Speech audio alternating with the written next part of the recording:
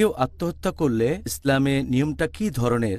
যে আত্মহত্যা করেছে তার শাস্তি কমানোর ব্যাপারে তার বাবা মা কী ব্যবস্থা নিতে পারবেন? তো প্রিয় দর্শক, আপনারা জানেন যে আমাদের মুসলিম ধর্মে আত্মহত্যা করা সবথেকে একটি বড় গুনাহ, বড় পাপ।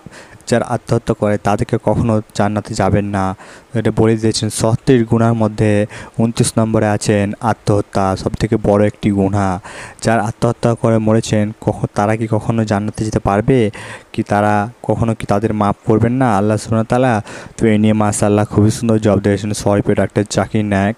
তো ভিডিওটি আপনারা অনেক কিছু শিখতে পারবেন। তো ভিডিওটিকে লাস্ট পর্যন্ত অতি অবশ্যই দেখবেন। এই সম্পর্কে কঠিন জবাব দিয়েছেন সরিফের ডাক্তার জাকির নায়েক।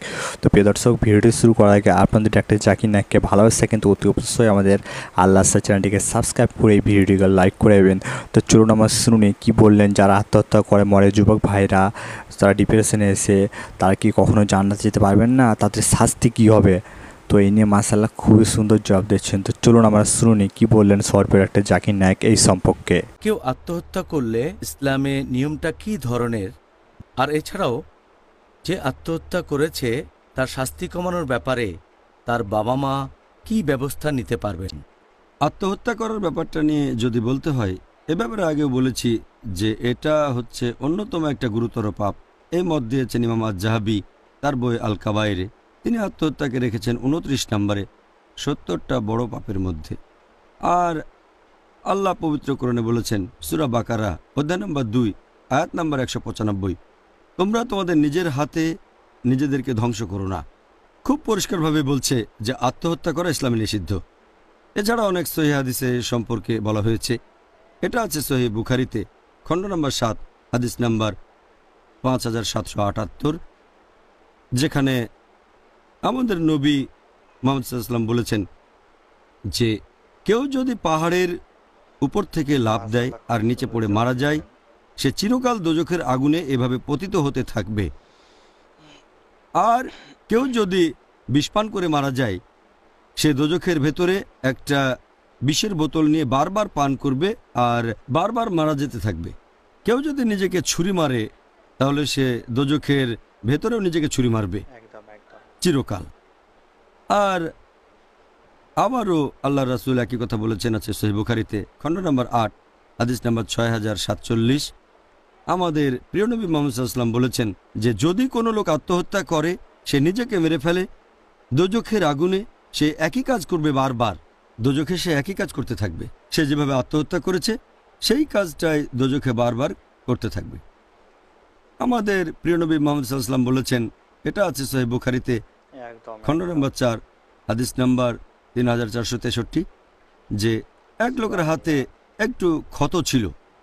এটার কারণে সে খুব যন্ত্রণা পাচ্ছিল আর অধৈর্য হয়ে গেল। তখন একটা ছুরি নিয়ে হাতটা কেটে ফেলল, তারপর রক্তক্ষরণে সে মারা গেল। আর নবী তখন বললেন, যেহেতু লোকটা অধৈর্য ছিল আর নিজেকে হত্যা করেছে, সে কখনোই বেহেশতে যেতে পারবে না। একই রকমের আরেকটা হাদিস আছে সহিহ মুসলিমে খণ্ড নম্বর ২ বুক অব সালাহ হাদিস নম্বর ২১৩৩। এক লোককে নবীর কাছে আনা হলো যে আত্মহত্যা করেছে চ্যাপ্টা মাথার একটা বর্ষা দিয়ে।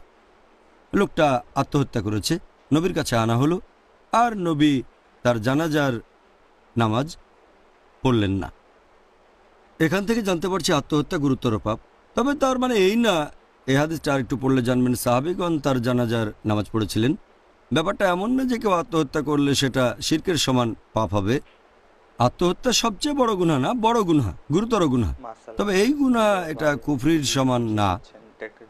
আর যদি আল্লাহ চান, সন্তুষ্ট হন, তিনি ক্ষমা করতে পারেন। আল্লাহ পবিত্র কোরআনে বলেছেন সূরা নিসা অধ্যায় ৪ আয়াত ৪৮ আর সূরা নিসা অধ্যায় ৪ আয়াত ১১৬, আল্লাহ চাইলে যে কোনো অপরাধ ক্ষমা করতে পারেন, তবে শিরক করাকে কখনোই ক্ষমা করবেন না।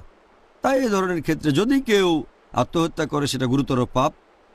তবে সব মুসলিমকে বোঝানো উচিত, তারপরে কেউ আত্মহত্যা করলে অন্যান্য মুসলিমরা তার জন্য দোয়া করবে, মাগফিরাতের জন্য দোয়া, ক্ষমা প্রার্থনা করবে। আর আপনি প্রশ্ন করলেন তার বাবা মা কি করবে যাদের সন্তান আত্মহত্যা করেছে। বাবা মা তখন আল্লাহ তাআলার কাছে দোয়া করবে সন্তানকে মাফ করে দিতে যদি সে আত্মহত্যা করে থাকে। আর ইনশাআল্লাহ আল্লাহ তো রহমানুর রাহিম, আল্লাহ যদি চান ক্ষমা করতে পারেন। মাশাআল্লাহ খুবই সুন্দর জবাব দিলেন সরিফের ডাক্তার জাকির নায়েক। তো প্রিয় দর্শক, এই ওয়াইসটি যদি আপনাদেরকে ভালো লেগে থাকে তো অবশ্যই আমাদের আল্লাহ চ্যানেলটিকে সাবস্ক্রাইব করে ভিডিওটিকে লাইক করে দেবেন। তো দেখা হবে নতুন একটি ভিডিওর সাথে।